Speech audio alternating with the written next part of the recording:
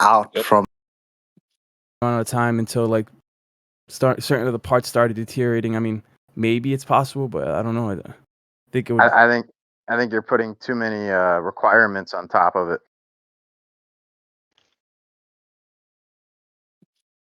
I think we live in a dynamic system which already demonstrates over unity. The fact that the sun rises every day and that we can plant a seed and generate far more fruit out from a single seed.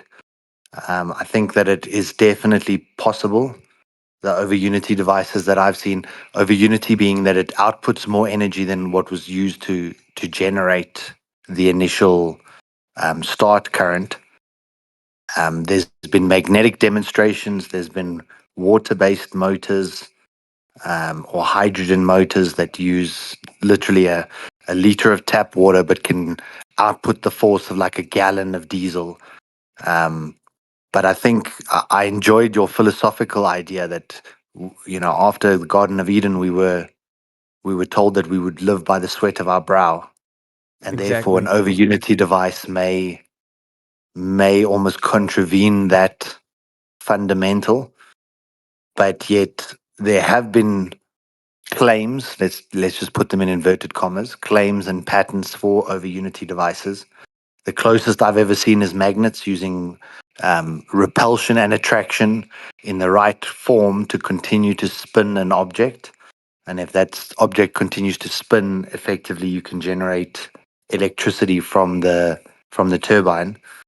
But yeah, I think it's the holy grail. I think for a lot of engineers trying to find this output. But normally you lose power through friction, through heat, so anytime something spins, there must be drag forces.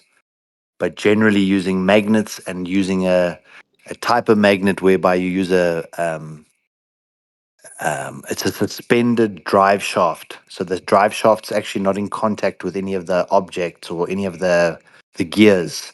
So there's a sufficient attraction and sufficient repulsion that these things are suspended, then they can spin almost indefinitely. But if you've got a mechanical system whereby two gears are touching one another, there will always be drag forces bringing down the overall output. What do you guys think about Omnivore's explanation that a combustive automobile is an example of over unity? You think that was valid? Absolutely not. Does anybody think it was valid? I mean, in your definition, yes. Yes. In my definition? Like the idea that you can extract,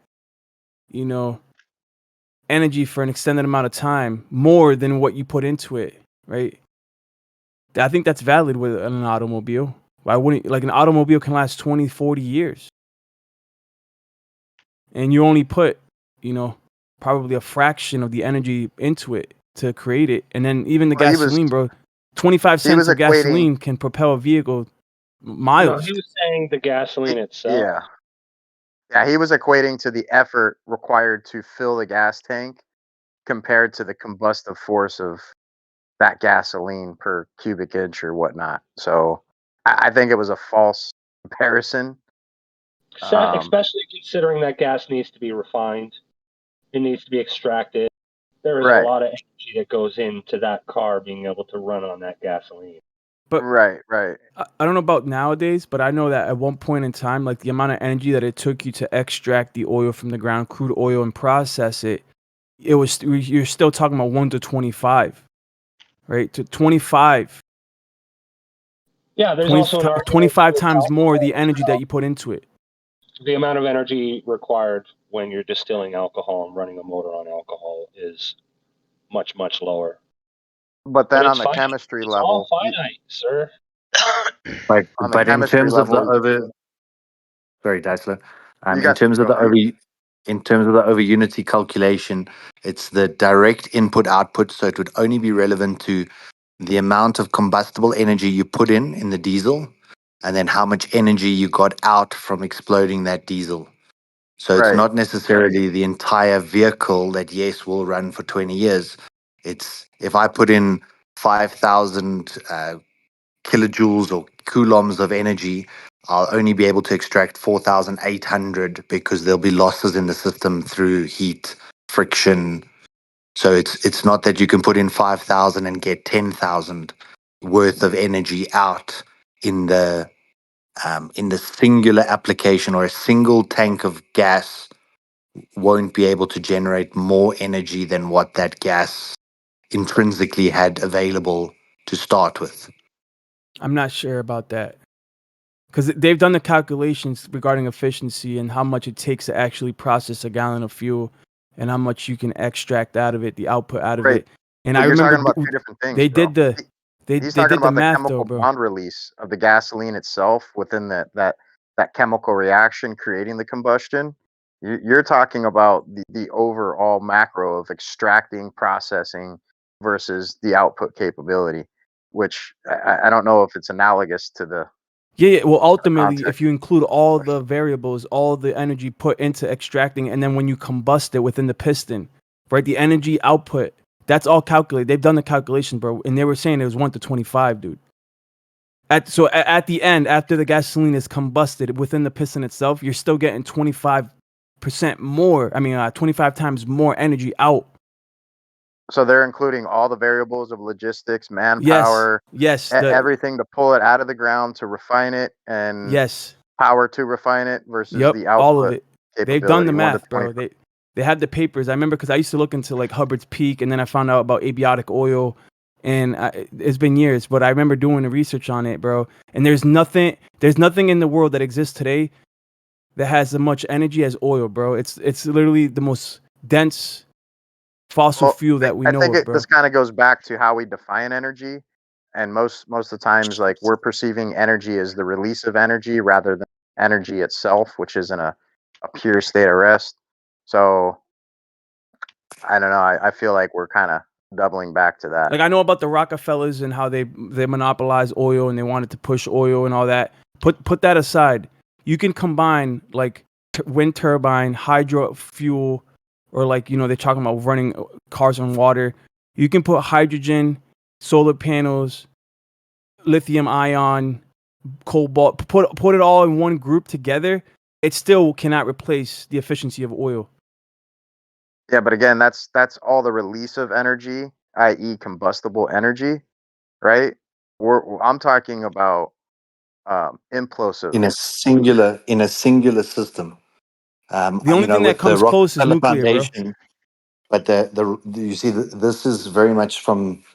I almost see this as like a dogma. I work in energy. I work in solar power, and for years they've been sort of suggesting that there's nothing better than oil or burning diesel and putting that carbon into the atmosphere, and then they would create certain calculations to make theirs look incredibly favorable. And then with the solar panel, they would always say, "Oh, but look at the cost of manufacture. Look how much carbon is released through the manufacture of a solar panel. Therefore, a solar panel is actually not green." And it's touted by the people who are sort of caught up in the petrodiesel system, whereby they want to say that that's far superior. When you look at nuclear, you have to dispose of the waste. So then if you look at the cost of disposing of nuclear waste, sometimes it's like $50 million in terms of per annum to get rid of the waste products. And I don't really believe in the whole nuclear that it's causing damage to all the surroundings, but in terms of the disposal, nuclear is actually far more costly than the output of the energy. But they were on a massive drive towards wanting nuclear to power everything. So then they talk about a cost per watt, and they talk about it statically in just a single year. So how much energy could the nuclear plant output? And then they attach a cost and how much output, and they say, see, cost per watt is far less. But when you take a solar panel that can produce power for the next 30 years without requiring any removal of waste, without any kind of knock on effects, the tiny cost it took to produce the solar panel is far less than any other power source available to us. but it all depends on how you cut up the statistics. You can use There's statistics also to make any message you want. Even hold on, real There's quick, just also one a question. recent Even on the return on development. investment, One second, because he said the solar panels. There's also a recent development in solar panel technology, and now it is a fabric. It will be coming to the technology near you. It is now a fabric. but hey, even if you Correct. include the initial And a cost paint of on. the solar panel setup with the battery, Yeah, but you're talking about the monocrystalline. He's talking about a different design. Are you talking about perovskite? Yeah, perovskite is the new one that's touted as being 60% efficient compared Yep. to your polycrystalline or monocrystalline being in the 20s up to about 25% efficient. I'm just talking about the input output. When they talk about the input of a nuclear plant, they always disregard all the waste and all the intensive costs that are associated with decommissioning a nuclear plant 20 years from now versus a solar panel, which is, yes, it's relatively high in its production cost initially, but over the course of the next 30 years, where it's going to generate power continuously for 3 decades without any input, without virtually any maintenance, it then drops back down to being far less costly to the environment than nuclear or diesel. But the mainstream narrative was always diesel's the cheapest, diesel's the best, diesel gives you the greatest bang for your buck. But it's how they cut up the statistics. So it's always been an interesting one to look. When they compare them, they normally only compare in the first year. So in the first year, what's its input cost? What's its output in terms of kilowatt generation? Therefore, a solar panel is weak because it's only going to produce this much in its first year. But a nuclear plant can give you megawatts and gigawatts, but a solar panel is going to give you maybe 1 megawatt over the course of a year. So it was, again, how they cut up the data to fit a specific narrative, which when you start to dig into it in terms of lifetime cost of ownership, the LCOE variable is what actually shows you how these things can be stacked up side by side. Solar also limits the distribution networks. You can now put it in each person's hands. You now have control over your own power. Nobody's going to stop the sun from shining down on you unless it's fucking Bill Gates. I don't know, man. Yeah, so Cloud seeding's a thing. let's talk nuclear versus other forms of power. Okay, so when it comes to solar, if people would put solar on their own homes and then perhaps maybe even their own battery bank, and then even just a simple alternator with some work, they could power their home independently their entire year. Now, when it comes to nuclear is the most efficient form of power, and it is the cleanest form of power. A lot of people don't know that. They think that nuclear is, it's bad because of radiation, and it is. But because of all of the controls that are in place, nuclear is actually the cleanest form of electricity. Cleaner than gas, cleaner than coal, more recyclable, more cleaner than wind turbine farms, solar, the whole 9 yards. But nuclear power, like Plant Vogtle, that was built way down in Waynesboro, Georgia, it has to travel all the way to central Tennessee before it can even be used to service. Yeah, exactly. Distribution. So you want to limit the distribution. That's generally where the fucking cost is. So if you can put it in each person's hand, so if you can increase the technology of solar, and you can make it so that people can have it on their clothing, they can have it on their vehicles, they can have it on their devices, and they start getting better at the capacitance of this technology and what it can put out per watt hour, you'd be surprised what we can do if we actually put our minds together towards a technology. And that one is really the cleanest one for long term. It's just how we use it would have to be different. We wouldn't be able to have all these massive industries that shouldn't exist anyways, and power requirements. The only thing with solar is that a lot of people, instead of using like acid batteries, bro, they're literally using Tesla batteries, bro, to store their energy.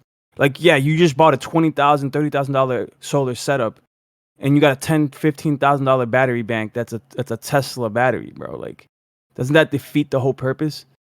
Because that Tesla But you battery's see only that gonna that's last you still 10 years, then you gotta get a new one. People aren't calculating those things. Do you know? that You know, a lot of people don't even know this. phosphate. It's still a battery with a limited lifespan. There are now supercapacitor batteries, which use supercapacitor based technologies.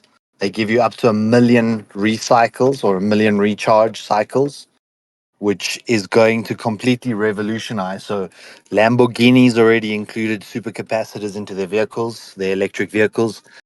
Tesla bought Maxwell supercapacitors, but Tesla was already heavily invested into lithium. So they've kept their vehicles still running on lithium, and the Tesla power walls are still lithium. And lithium is a combustible material, but a supercapacitor is made of enriched graphene. And this enriched graphene stores the power on the surface of coils. It doesn't actually have an electrolyte. And the Yes, electrolyte thanks. inside the battery. Yeah. You are nailing it. Yes, it's the capacitance. Once we get our Let him finish. capacitance figured out, we're laughing. So then you'll have a single battery for your lifetime. And if you have solar panels and you perhaps replace them every 30 years or every 40 years, and you have battery banks made out of supercapacitors, then the lifetime cost of ownership of that asset is significantly less. But like the other guy said, it's about decentralizing the power system, no longer having these expensive distribution networks that require endless maintenance. And when you have hurricanes, then your power networks go down. Here in South Africa, we've had a lot of what they call load shedding, where your grid power is intermittent. So over the course of a day, you might lose power for 2 hours or 4 hours. And the entire market has shifted towards solar, whereby I'd say almost 50% of households now have solar power. And we've got some of the best supercapacitor batteries in the market, still archaic, that are being tested. We've been playing with them since about 2017, and they are actually incredible because a capacitor can discharge all of its current at 3C.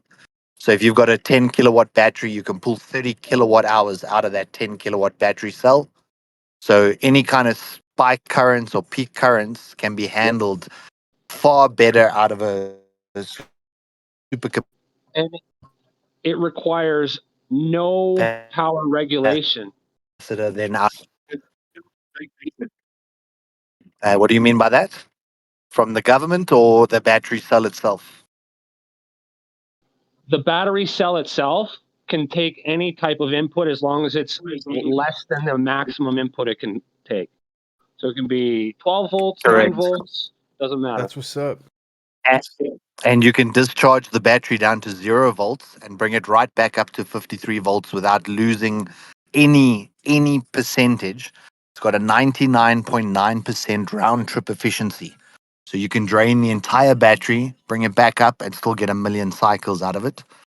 And they 1 million cycles, if you cycled it once a day, is 2,700 years. So, but in theory, you can't give any kind of electronics with a 2,000-year warranty.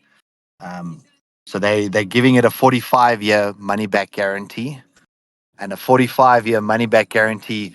The only problem there is that you're never going to sell a second one to that client unless they want to grow their battery bank, because there's no replaceability. Keep So that what's to keep that so that's company from also, shutting down? yeah, they're going to have to own the market. But the thing about the enriched graphene is that it's made on an atomic level. So they're talking about paint-on material, all these different sources for power storage. And then with the solar panel revolution, you now get solar panel glass. So you can make an entire building out of solar panel glass. So it's completely transparent, but still generates energy.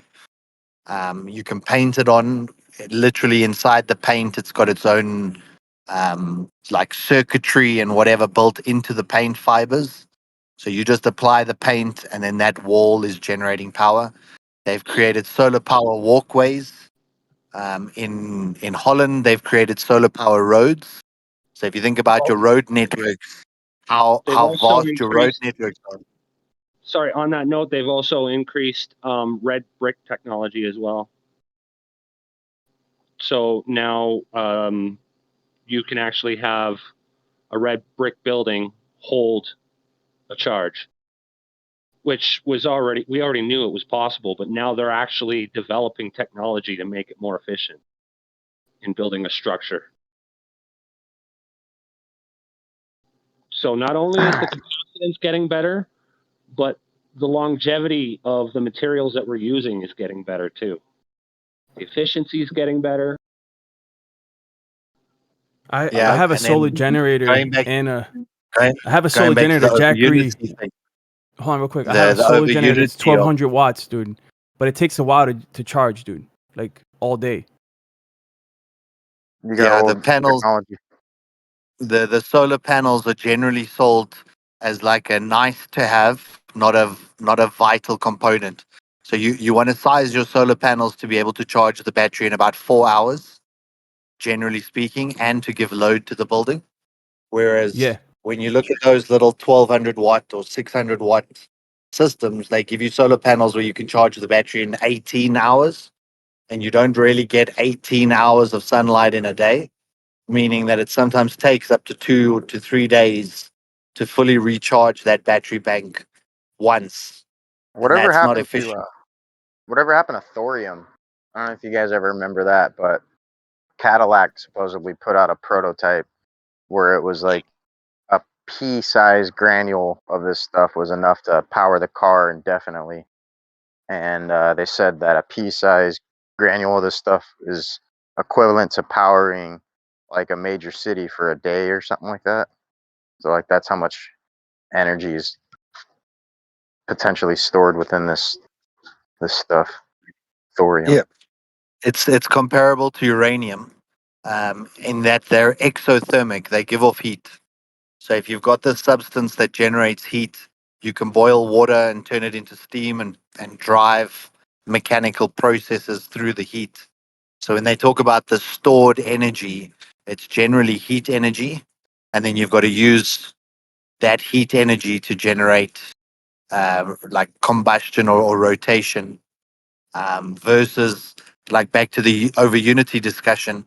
If you can create a battery once off and it's going to last you 100 years or 200 years, is that not also heading in the right direction of that you can get a lot more out than what was put in? Especially if you can build it into your.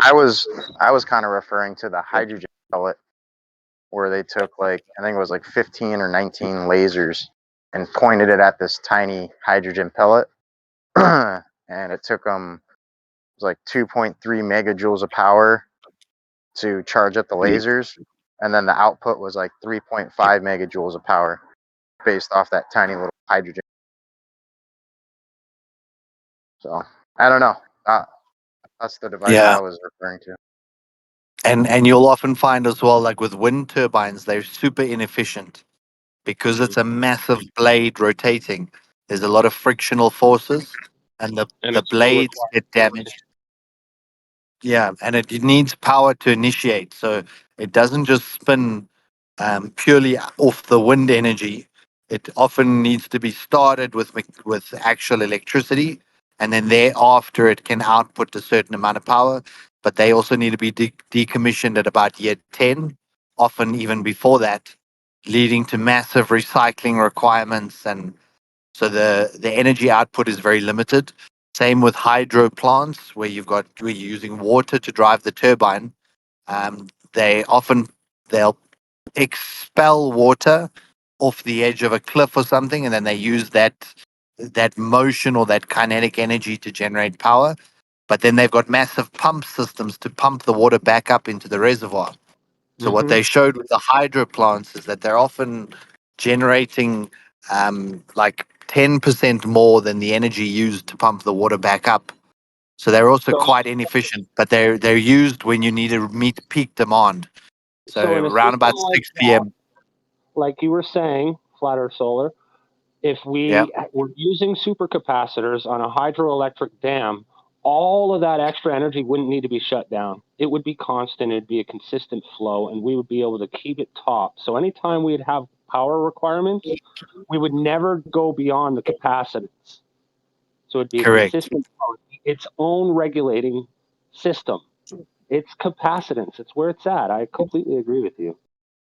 Yeah, and there's also something called a flow battery, whereby if you are going to be using liquids, you continually cycle the flow of this liquid, and then it produces energy or stores the energy through the flow. And the flow batteries were typically used for large grid scale projects. And they also had a lifespan of about 20 to 25 years. So they were considered really, really good. But it's if we design the system correctly, whereby we create high pressures and low pressures, we can actually get the liquid to move almost perpetually and thereby generate kinetic forces or kinetic energy even within the cell itself.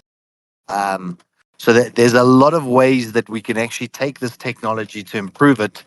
Because I work in solar, I've got lots of copper wires and lots of magnets, and so I play around with a couple of things, and that's why this over unity idea is really something that I'm interested in, is trying to figure out how do we get to the point where either we can get something to rotate indefinitely, generating power, or how do we store the power more efficiently?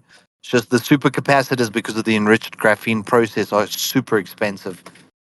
You're talking like between 1,000, like about 1,000 to 4,000 US dollars for a little 3 kilowatt block. But then it's got this incredible lifespan. So it's just trying to figure out how to get it to be viable. And the one thing that they had to get, or the negative side effect, was they also talk about power density. So a lithium battery can be really small and store an X amount of energy, whereas a supercapacitor is a slightly larger block. Um, in terms of design elements, having a nice small phone or fitting the chassis of a Tesla car, the lithium still beats supercapacitors in terms of energy density, how much energy you can store in a small space. But obviously, through mass production, we'll get better and better with the supercaps. Yeah, and But even like the idea of the capacitors being able to keep a consistent flow of energy, like you said, could be distributed into wireless systems as well. So no longer would your equipment need a battery; it would just need to be within that field of induction. You know?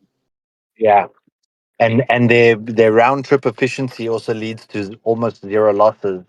The way Tesla was experimenting with the capacitors, they were using them in their brake drive systems, whereby when you brake the vehicle, you can actually recover all the energy used to accelerate the vehicle, because a supercapacitor can charge in like 30 seconds, sometimes even less, depending on the capacity. So you can fully recharge this thing in 30 seconds and then dump all of the energy in the next 30 seconds and then recover all the energy back in the next 30 seconds, leading to cycling a battery in a way that lithium never could. Because it regulates itself. Somebody's coming in really low. Who is that? No, you're coming in like far away. No. No. It wasn't worse though.